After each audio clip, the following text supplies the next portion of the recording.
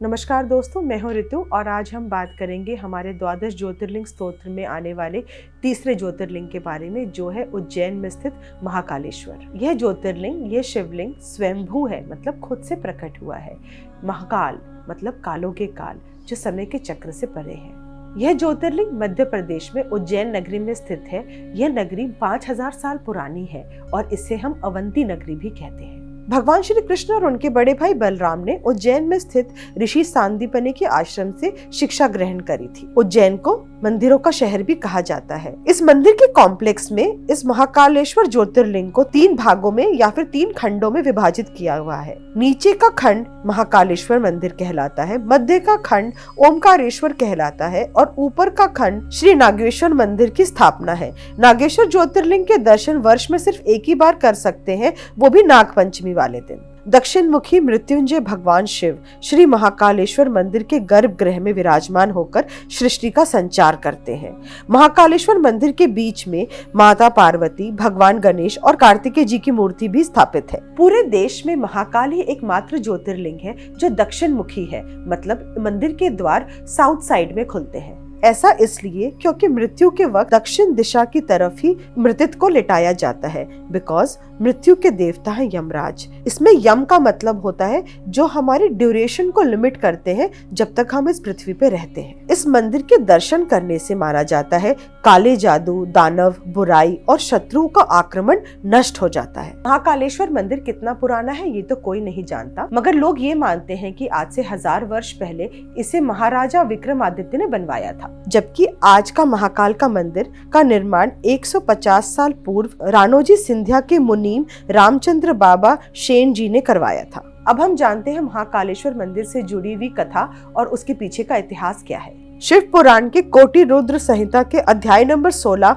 में ये वर्णित है और उसमें सूत जी कहते हैं कि भगवान शिव ने यहाँ पर ज्योति के रूप में, यानी कि एक स्तंभ ऑफ फायर के रूप में प्रकट हुए थे और यहाँ पर उन्होंने दानव से अपने भक्तों की रक्षा करी थी। माना जाता है अवंतिका नगरी में एक ब्राह्मण था जो बहुत ही बड़ा शिव भक्त था। उनका नाम था वेद प्रिय।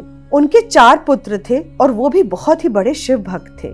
वो थे देव प्रिय, प्रिय मेधा, संस्कृत और सुवात्रा। उन चारों ने शिव की बहुत सालों तक तपस्या करी और वहीं पर एक राक्षस था जिसका नाम था दूषण। उसने ब्रह्मा जी से वरदान पाकर उस वरदान का दुरुपयोग किया और सारे ब्राह्मणों का वध करने को आ गया। जब वो राक्षस दूषण वेद प्रिय के पुत्रों को मारने के लिए आया तो उन्होंने भगवान शिव का आवाहन किया। भगवान शिव वहां पर एक ज्योति के रूप में प्रकट हुए और वहां पर एक बहुत ही बड़ा गड्ढा बन गया। भगवान की हुंकार मात्र से ही वो दूषण भस्म हो गया और राख बन गया। उन चारों बालकों ने भगवान से प्रार्थना करी और भगवान को वहां पर ज्योति के रूप में तथा भगवान अपने स्वरूप में, यानी कि शिवलिंग के रूप में वहां सदैव के लिए विद्यमान हो गए और वहां पर भगवान महाकालेश्वर के नाम से प्रसिद्ध हुए। और आज भी हजारों श्रद्धालु भगवान के दर्शन के लिए जाते हैं और ये मानते हैं हमारे पर आने वाले कोई भी काल को हमारे महाकालेश्वर हर लेंगे। आज भी उज्जैन में कोई भी राजा नाइट स्टे नहीं करता,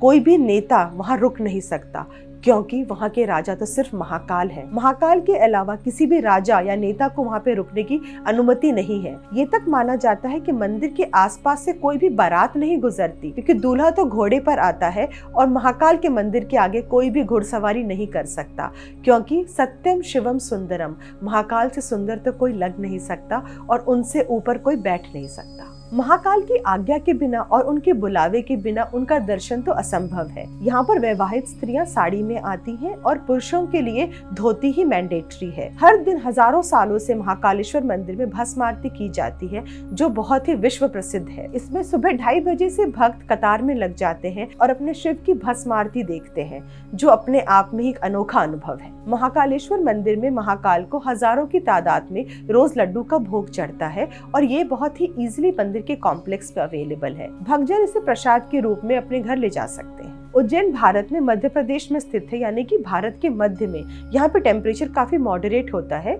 ना ज्यादा सर्दी पड़ती है ना ज्यादा गर्मी। फिर भी भगवान के मंदिर विजिट करने का तो कोई आइडियल समय नहीं होता। जब बुलावा आए तो महाकाल चले जाना चाहिए, बट फिर भी अगर आप अपनी ट्रैवल को प्लान कर रहे हैं तो आइडियल समय होगा नवंबर से फरवरी। उम्मीद करती हूँ महाकाल आप सब पर अपनी कृपा बनाए रखेंगे। अगर आपको ये वीडियो अच्छा लगा तो कंसिडर सब्सक्राइबिंग और अपने फ्रेंड्स और फैमिली को ये वीडियो जरूर शेयर करें। धन्यवाद। और बने रहिए हमारे साथ, क्योंकि अगले सोमवार हम बात करेंगे चौथे ज्योतिर्लिंग के बारे में, जो है ओमकारेश्वर।